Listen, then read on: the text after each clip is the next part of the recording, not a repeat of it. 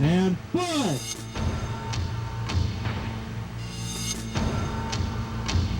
And body. Jim actually wanted to up the scale. We made the models and the sets, the whole environment, half again as big as the first time. The HK stood about 4 feet tall. The set was about 50 feet wide, 30 feet deep, with a sort of forced perspective at the horizon. Explosion! Pictures up!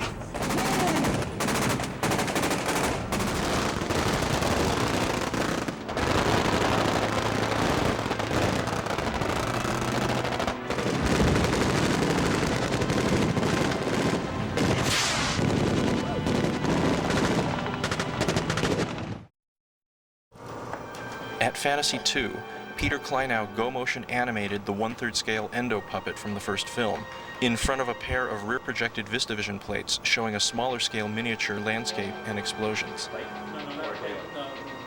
2 different versions of these puppet shots were then rear-projected side by side behind a pair of full-scale Stan Winston endo puppets, which were shot handheld with smoke and spotlights. Finally, animated lasers were optically added to complete the shot. Arnold walks into the bar wearing the loudest pair of purple Hawaiian print board shorts that he can. And everybody in the bar is supposed to keep a straight face. But it actually worked okay because they all looked down in surprise. And what he was trying to go for was the effect that they're all reacting to his enormous crank, I guess. Trying to keep his own mythology alive. So obviously he's framed from the waist up, and he's so now that you've got the image of Arnold walking through the bar with these purple, Hawaiian print board shorts on, you'll never see the scene the same way. And I think he was wearing a pair of brown bass Weegians as well. Stan Winston built a pop-open kind of flower effect that had a mylar interior, and only when you see the wounds disappearing and healing are they CG effects. When they're appearing, they're actually a physical gag done on the set. It was basically a rubber shirt that was spring-loaded from the inside and triggered by a remote control, by radio. It was actually a pretty seamless blend, I think. I mean, I certainly know where the differences are, but I think that in the flow and the cutting of the film, it's a pretty seamless blend of physical prosthetic gags with CG gags.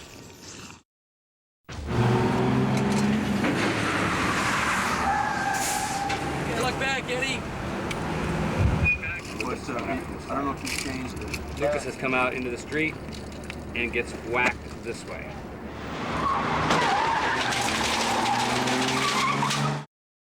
I mean, like, if I get into trouble... Nope, I measured over to the guy cable.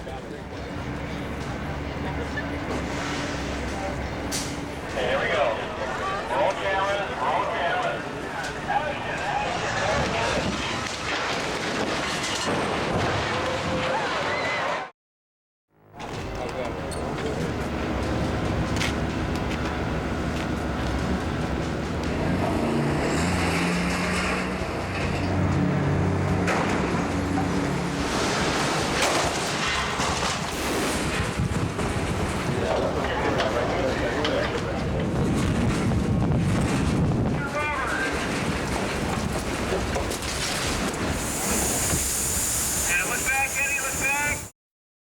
Jim actually came up with the idea of counterbalancing the motorcycle on cables that he could computer take out the cables later on. So what we actually did is put a digital tension meter on the crane cable, and we would let off cable as the bike came out, and we'd bleed off to maybe a 200-pound drop versus a 900-pound drop, which you'd normally have.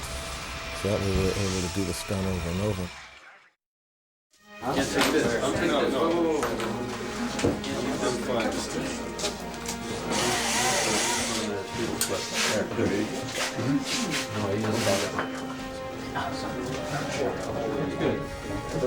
They're gonna like go up and don't hurt.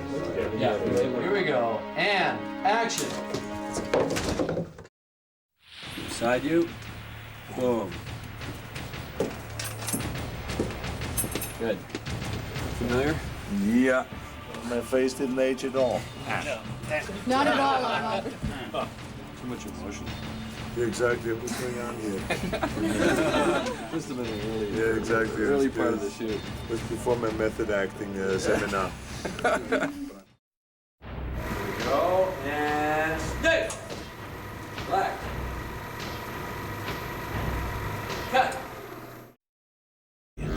I swear I will not kill anyone. Action. Action. Reload, exactly this. Thumb. Done. Fire in a hole! B-mark. Here we go. And action. Richard. Craig. And cut. Ready? Call it. There.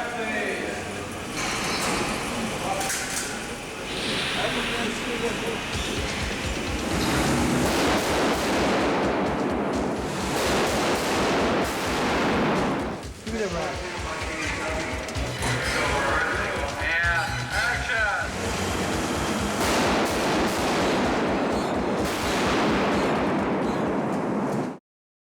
Rear projection is a very old-fashioned technique, and a lot of people don't use it anymore, but we used it on Terminator 2, and it gives you a great deal of control and safety with the actors. And you can do some pretty outrageous stuff that you couldn't really do.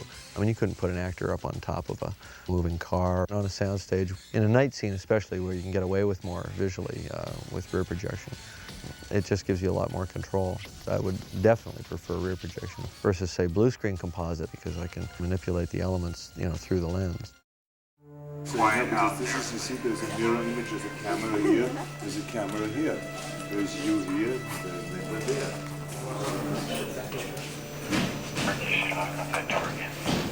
Line, Arnold. You getting tired of it? Is that the deal? Okay, I'm just trying to get it out of the camera. No, it's okay. We like the light of the camera. We like the light of the camera. Pull it out slowly.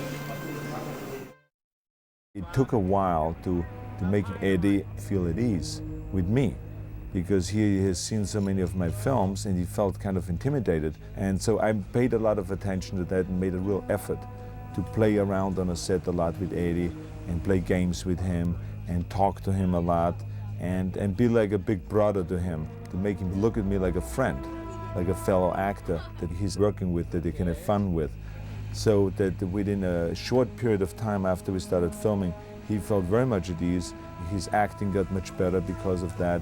We had a much better relationship with our scenes, which was very crucial. So, and he had a fantastic acting coach. And I think that Jim Cameron paid a lot of attention to his work and to his acting.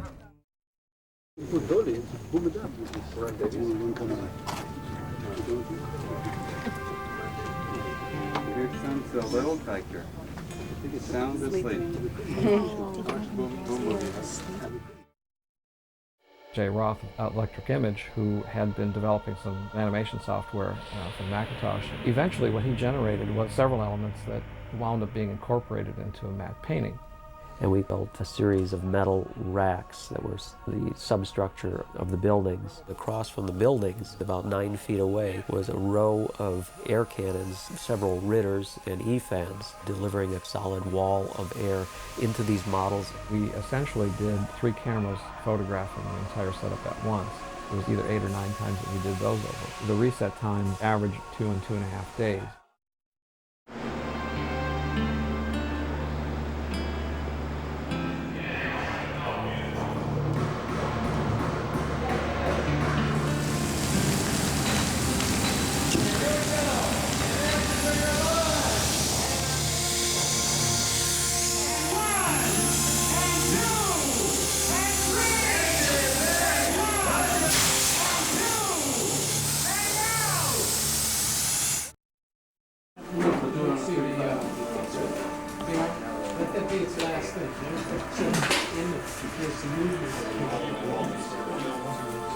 Let's roll, please. Direction rolling. And action. Rip! Flip. And rotate and open. Now listen to me carefully.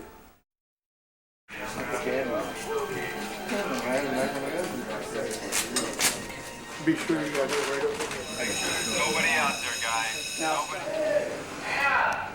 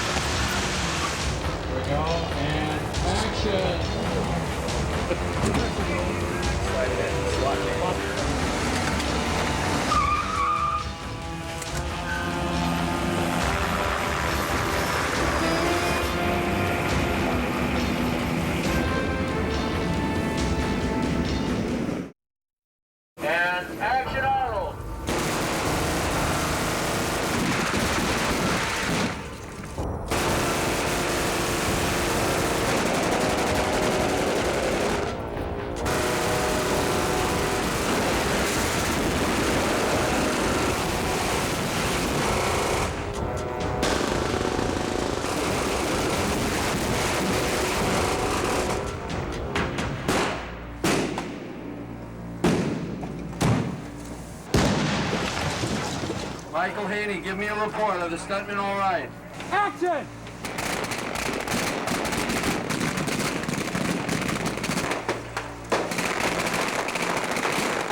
Nice work, Tommy.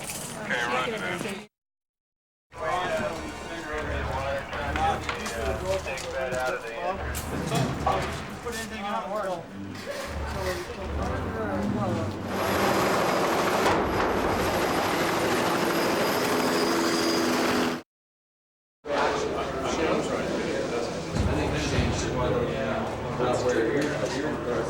So he can, yeah. 2, 3, 4, 1, 2, 3, 4, 1, 2,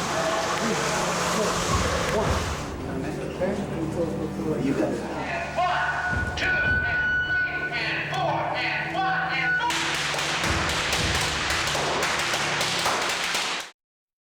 Guys, clear fast. Focus, George. And go, Joel. All the eyeballs. Action.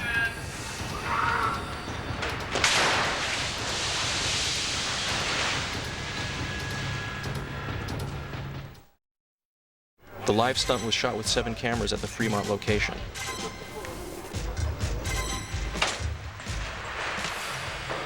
The main camera was locked off to get separate plates of the bike jump and the helicopter flyby.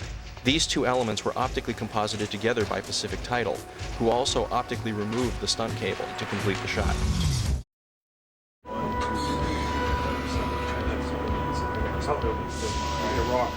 Right.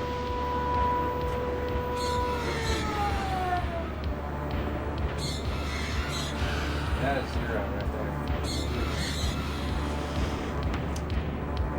Good. You hold that for 2 seconds. All right. It's switching from playful to lethal.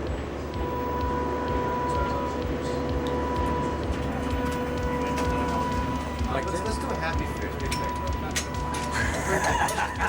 Let's do a smile. Hold that. Let's get that. Just the thought of it's funny. It felt great. There was plenty of clearance. We had about 3.5 feet on each blade tip, and everything just worked out just the way it was supposed to. Just the way we talked about it, rehearsed it, and just no problems at all. It was a lot of fun.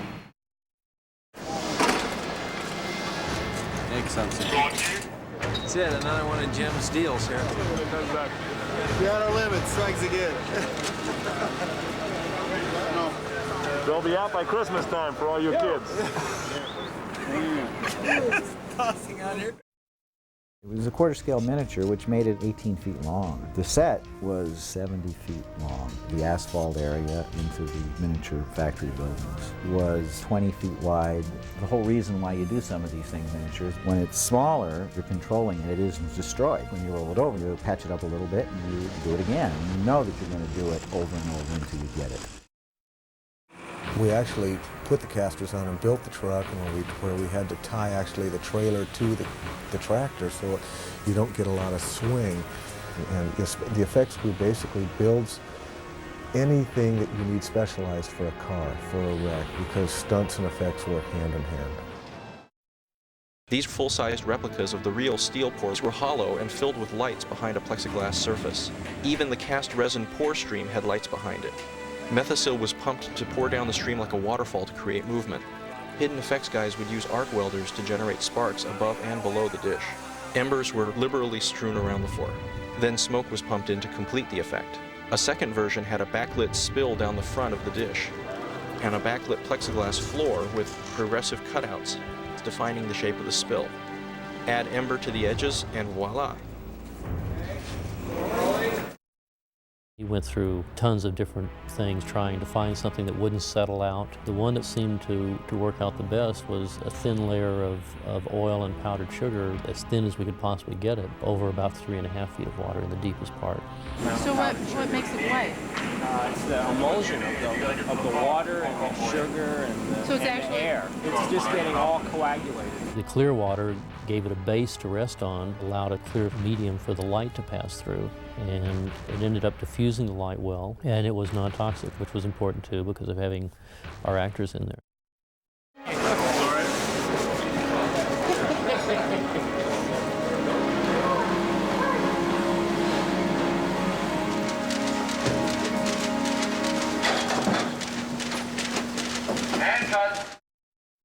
some of the people from the mill that have come up from a distance, they thought the ladle was real. They thought it was one of ours. This is as realistic as you can get and not actually have hot metal. It looks very real.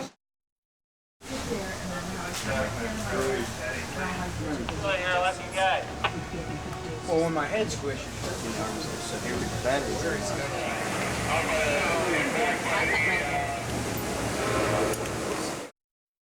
We call this Cleve Man. It's Robert Patrick. It's there. It's not a computerized effect. It's going to be fun. Half of him is a robotic effect that he had to wear. So we situated it in such a way that you could only see part of his body, built another part of his body onto him, and then had that part of his body able to plop out and start its way back up. Let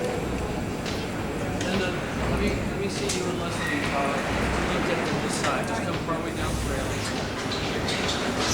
Help me. Leslie.